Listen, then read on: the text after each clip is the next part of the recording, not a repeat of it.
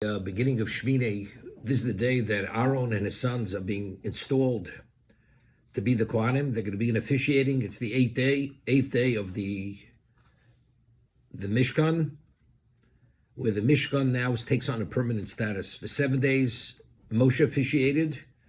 Now Aaron and his sons, Aaron is being installed as the Kohen Gadol, as the high priest to officiate, and his 4 sons are going to be the Kohanim, the assistant Kohanim. But before they actually officiate, each one has to bring a korban for their personal atonement. It's Aaron represents the Kohanim, and the Klal should have to bring a korban, a sacrifice. The Torah says, "Vayome el Aaron kach lecha egel ben bocher lechatos." Hashem says to Aaron, Moshe says to Aaron, "Kach lo egel ben bocher lechatos." He must take an egel, a calf for a chatos, for a sin offering. Vayel olo tmim yahakriv v'nei Hashem. Vel b'nei Yisrael tedaber lemor. And to Klal Yisrael, you should tell them, "K'chu isir izim lechatos." The sin offering is a goat, not a egel, not a calf. The egel, the calf is b'nei shon timim lola. For the burnt offering, the egel qualifies. The calf, but not for the sin offering. Aaron, the egel qualifies for the sin offering. For Klal Yisrael, the egel does not qualify as the sin offering. So if you take a look in Rashi and Pasuk Beis, Kach lo egel, lo dia, to make it known, shebechapel HaKadosh Baruch Hu al yidei egel zer, that through this bring of this calf for a sin offering, al masa egel shosa, for the incident of the egel which he made. Aaron is the one who gave the order to gather the gold, and he was involved in the making of the egel, of the golden calf. So the egel comes to atone for the egel which he had made. But for Klal Yisrael, they cannot bring an egel. They have to bring the goat, as it says, "K'chu sir izim lechatos."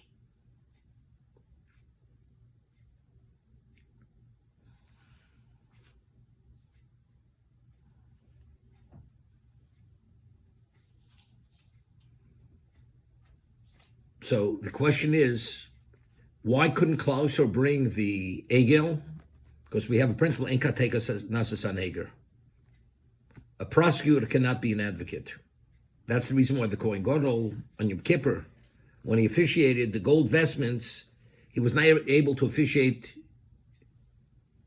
in the inner sanctums of the Beis Hamikdash, because en kateka nasas haneger, the gold being a prosecutor, the egel was made of gold.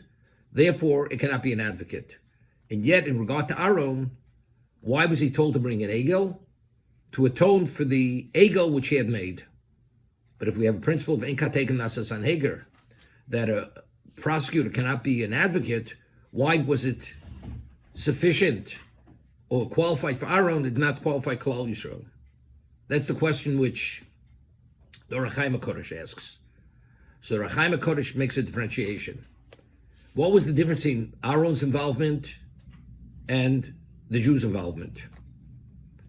The Jews had asked for an intermediary because they believed Moshe died.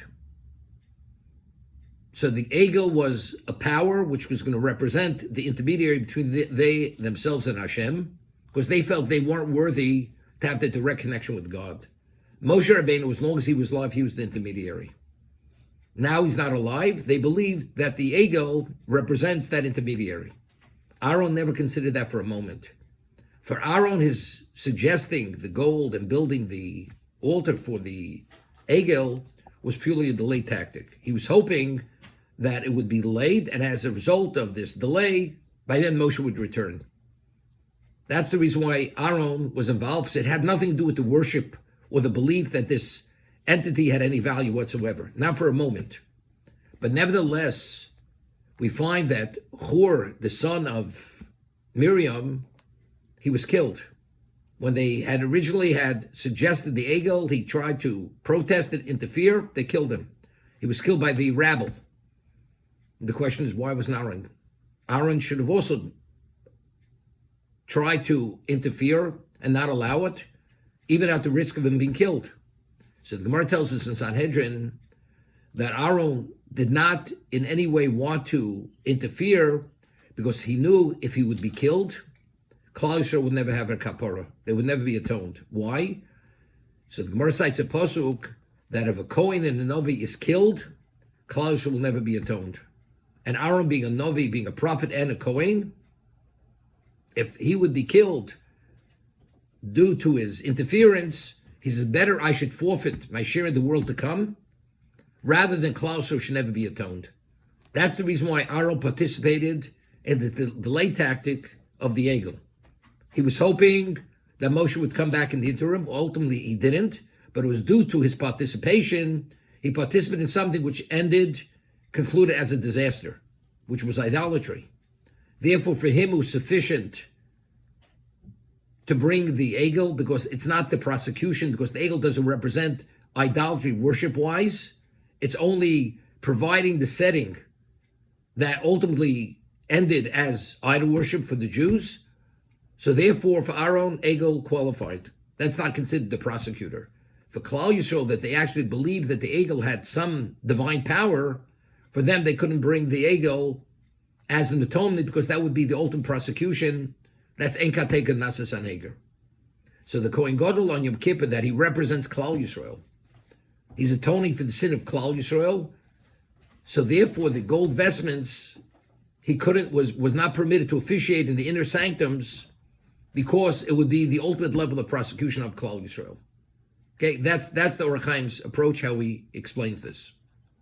So now we find, so Aaron seemingly had a legitimate reason for participating in the Egel, because he did not want to create a setting where if he's killed, Klal Yisrael would not be atoned. The factually was a sin. Because the Torah tells us explicitly that Aaron, why did he lose 2 of his 4 sons? Because of the Chet, because of his participation in the Chet Egel. And initially he was meant to lose all 4 of them, all 4 sons. Moshe Rabbeinu's tefillah, when he prayed and he supplicated for forgiveness for Klal Yisrael, he also prayed to God that Aaron should be forgiven. God only forgave 50% of the sin. And therefore he lost 2 sons, did not lose all 4 sons. That was due to Moshe's tefillah. So factually, he should have given his life. But what about his calculation? He made a seemingly irresponsible calculation. Better, he should forfeit his share in the world to come, rather than the Jews not being atoned. The answer is that's not your issue. If God says you're not permitted to participate to any degree, you should have given your life. What about the Jewish people? That's not your issue. What about the Jewish people? That's God's issue.